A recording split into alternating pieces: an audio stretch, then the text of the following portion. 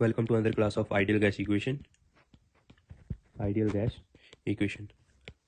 आज हम करने वाले second example of ideal gas equation problem.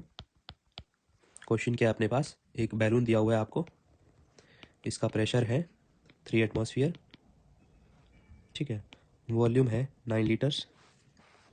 और अब क्वेश्चन ये है कि जब आप वॉल्यूम को रिड्यूस करते हो कितने टाइम्स, इसको कर देते हो आप 3 लीटर्स यानी कि 1/3. जब आप वॉल्यूम को 1/3 रिड्यूस करते हो तब प्रेशर पे क्या इफेक्ट पड़ेगा, ठीक है. तो दो कंडीशन होगी, एक तो before the volume has been reduced and after the volume has been reduced. तो फिर इसको हम दो पार्ट में डिवाइड कर लेते हैं. ये पहली कंडीशन होगी. और दूसरी कंडीशन जब हमने इस बैलून की वॉल्यूम को क्या कर दिया है, कम कर दिया है. अब हमने इसकी क्या करी, वॉल्यूम को रिड्यूस कर दिया है. पहले इसका वॉल्यूम था V1 इक्वल्स टू V1 मान लेते हैं पहली वाली कंडीशन को 1 से, और V2, ठीक है. पहले था इसका 9 लीटर वॉल्यूम, बाद में हो गया 3 लीटर. पहले प्रेशर था P1 3 एटमॉस्फेयर. अब हमें फाइंड आउट करना है P2 क्या होगा, P2 हमें फाइंड करना है, ठीक है. P2 हमें फाइंड करना है. अब देखिए दोनों कंडीशन में अगर हम मान लेते हैं कि इसके अंदर 8 नंबर ऑफ पार्टिकल्स हैं, 6 7 8, ठीक है. इसके अंदर भी नंबर ऑफ पार्टिकल सेम है, क्योंकि हमें क्वेश्चन में ये मेंशन नहीं है कि नंबर ऑफ पार्टिकल पे कोई फर्क पड़ा है. हमें सिर्फ ये बताया कि वॉल्यूम को हमने रिड्यूस कर दिया 1/3 टाइम, ठीक है. तो इसका मतलब ऑब्वियस है कि जो नंबर ऑफ मोल्स है, ठीक है, कांस्टेंट आर और टेम्परेचर टी, ये चीज़ें चेंज नहीं हुई है, ठीक है. इनकी जो वैल्यूज़ है रिमेन्स सेम, ठीक है. और पहली वाली कंडीशन के लिए इस वाले में और इस वाले में हम इक्वेशन लगाएंगे, कौन सी, ideal gas equation. P1 V1 is equals to NRT. इस वाले कंडीशन में क्या होगा, P2 V2 is equals to NRT. अब देखिए ये तो चीज़ें चेंज नहीं हो रही ना, इसके बारे में तो कुछ मेंशन ही नहीं है, तो दोनों कंडीशन में ये चीज़ें सेम होगी. अब क्योंकि जो राइट हैंड साइड चीज़ है वो दोनों वाले इक्वेशन में सेम है, ये इक्वेशन 1 मान लो और इसको इक्वेशन 2 मान लो, तो अब दोनों इक्वेशन में जो राइट हैंड साइड है वो सेम है, तो आप दोनों इक्वेशन को इक्वेट कर दो. P1 V1 is equals to हो जाएगा P2 V2. अब P1 हमें पता है कितना, 3 एटमॉस्फेयर, और पहले जो अपने पास वॉल्यूम थी वो थी 9 लीटर, इक्वल्स टू P2 हमें फाइंड करना है. वॉल्यूम कितनी रिड्यूस होगी, 1/3 टाइम, ठीक है. तो ये कितनी होगी, 3 लीटर. अब लीटर से लीटर गया, ये गया 3 टाइम्स, 3 3 जा 9 एटमॉस्फेयर आंसर आ जाएगा आपका P2. यानी कि जब आपने वॉल्यूम को रिड्यूस किया 1/3 टाइम तो जो आपका प्रेशर है वो 3 टाइम्स इंक्रीज हो गया, ठीक है. तो एंड में क्या है अपने पास, P1 equals to 3 ATM, V1 equals to 9 litres. ये था आपके पास. अब आंसर क्या है इसका, P2 आंसर आया है 9 एटमॉस्फेयर, और V2 हमें पता था कितना, 3 लीटर्स. अब देखिए यहाँ पर क्या है, जब वॉल्यूम को आपने रिड्यूस किया 1/3 टाइम तो प्रेशर कितना इंक्रीज हुआ, 3 टाइम्स. और यही तो अपना इक्वेशन से वो इक्वेशन हमने पहली वाली क्लास में देखा था कि जो प्रेशर है वो इन्वर्सली प्रोपोर्शनल है किससे, वॉल्यूम से. यानी कि जितना भी टाइम्स आप वॉल्यूम को डिक्रीज या इंक्रीज करोगे उसके इन्वर्सली प्रोपोर्शनल होगा प्रेशर का इंक्रीज या डिक्रीज, ठीक है. तो अगर आपने इसको इंक्रीज किया x टाइम तो ये डिक्रीज करेगा x टाइम्स प्रेशर, ठीक है.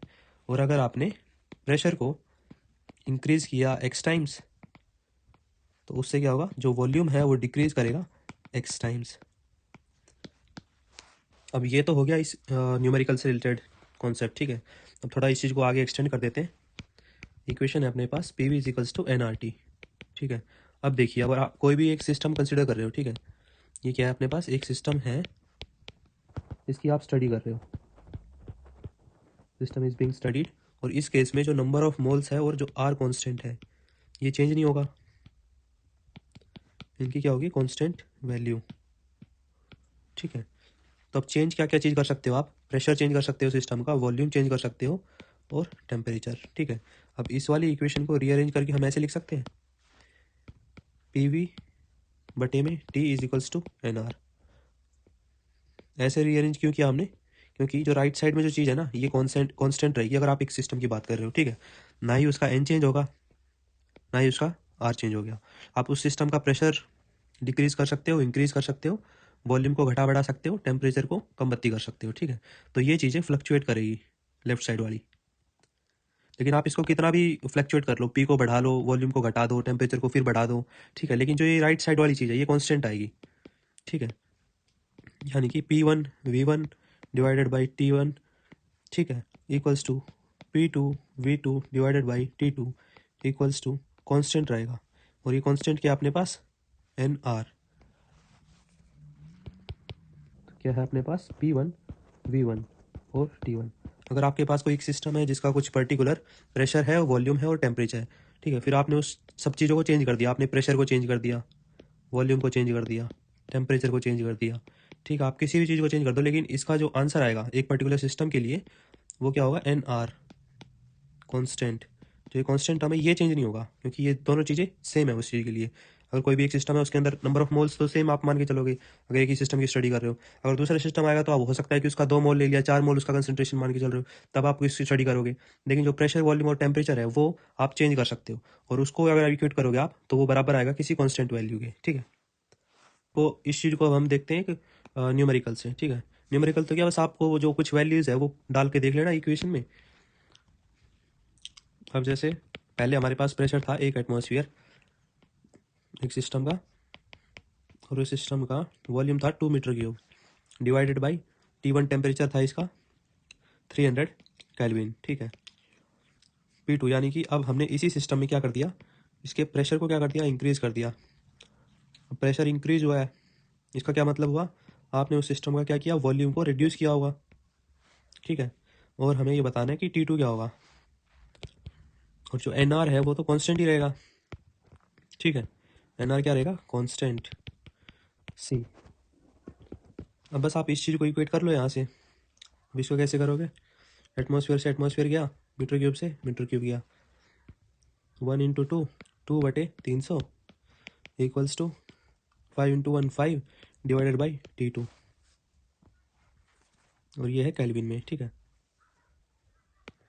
अब इसको रीअरेंज कर लो, T2 आ जाएगा इधर ऊपर, और 5 × 300 केल्विन डिवाइडेड बाई 2, ये कट जाएगा इससे 150 टाइम्स, और आंसर क्या आ रहा है आपके पास, T2 is equals to 750 Kelvin, ठीक है। टेम्परेचर आ गया आपके पास 750 केल्विन। बस इसी तरीके से ये टाइप 2 है न्यूमेरिकल का, इस तरीके से भी क्वेश्चन आ सकता है, ये टाइप 2 है इस न्यूमेरिकल का ऑन आइडियल गैस इक्वेशन। अब एक लास्ट कॉन्सेप्ट या फिर एक चीज़ देख लेते हैं, और इसके बाद अपनी आज की क्लास एंड करते हैं। नेक्स्ट चीज़ अपने पास स्टैंडर्ड टेम्परेचर प्रेशर और नॉर्मल टेम्परेचर और प्रेशर, ठीक है। अब जो दुनिया भर में ना अलग अलग एजेंसीज होती है, जैसे NIST हो गई, IUPAC हो गई, ठीक है, और ऐसे दुनिया भर की तमाम सारी जितनी भी एजेंसीज हैं वो एक स्टैंडर्ड डिटरमाइन करती है कि भाई हम इस टेम्परेचर और इस प्रेशर को स्टैंडर्ड मान के चलेंगे, ठीक है। अब कुछ होती है जो स्टैंडर्ड जो प्रेशर है, जैसे यहाँ पर 1 एटमॉस्फेयर है, ठीक है। अब कुछ लोग इसको मानते हैं कि 0.983, कुछ लोग मान के चलेंगे इसको 0.972, ठीक है। यानी कि जो अलग अलग एजेंसीज है दुनिया भर में, जितनी भी एजेंसीज हैं जो नेमिंग करती है या फिर जो अपने डाटा रिकॉर्ड रखती है, जो लैब में काम करती, जो लैब्स बड़ी बड़ी लैब है या फिर रिसर्च इंस्टीट्यूट है, उनका अपना अपना एक वो होता है कि भाई हम तो ये मान के चलेंगे, ठीक है। अब जैसे इंडिया मानता है कि भाई पीओके अपना हिस्सा है, पाकिस्तान कहता है कि अपना हिस्सा है, लेकिन सबको पता है वो तो इंडिया का हिस्सा है। तो वही चीज़ है कि मतलब चीज़ सब वही अपने हिसाब से उसको क्या कर रहे हैं, तोड़ मरोड़ कर रहे हैं उस चीज़ की, ठीक है। जैसे यहाँ पर टेम्परेचर दे रखा है, नॉर्मल टेम्परेचर प्रेशर है 25 डिग्री सेल्सियस।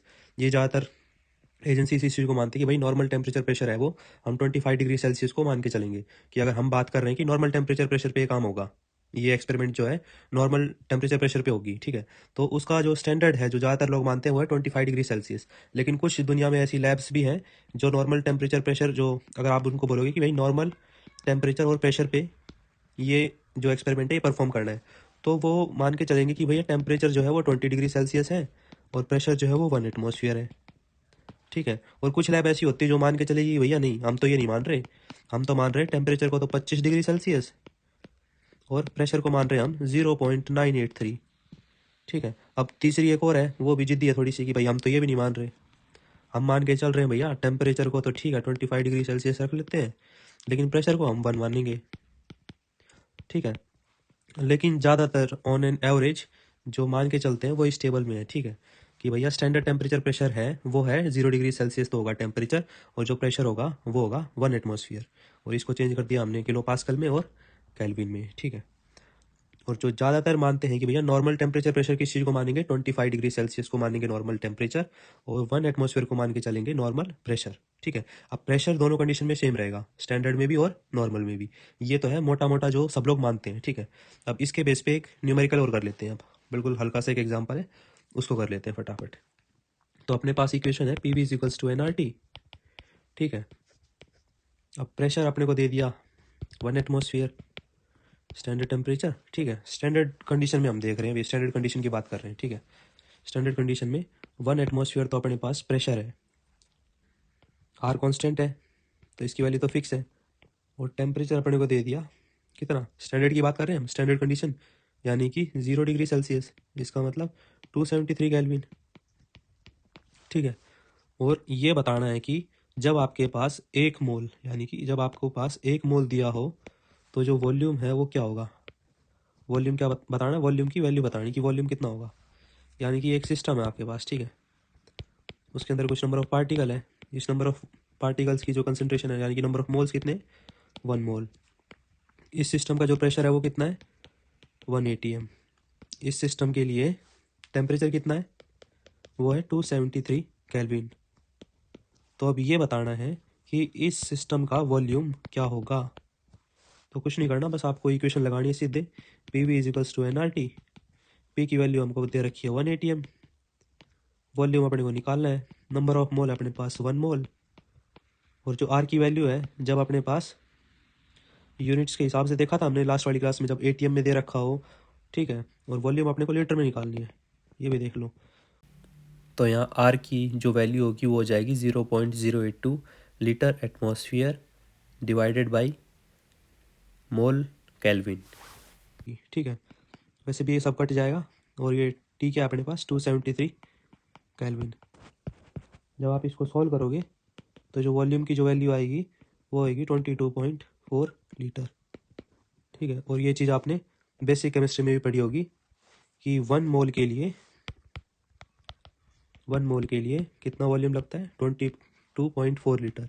यानी कि आपके पास अगर 22.4 लीटर पानी है तो उसके अंदर क्या होगा, 1 मोल ऑफ हाइड्रोजन होगा, 1 mole of H2O means 22.4 litre of H2O, ठीक है। इसी के साथ आज की क्लास को करते हैं ख़त्म। Thank you.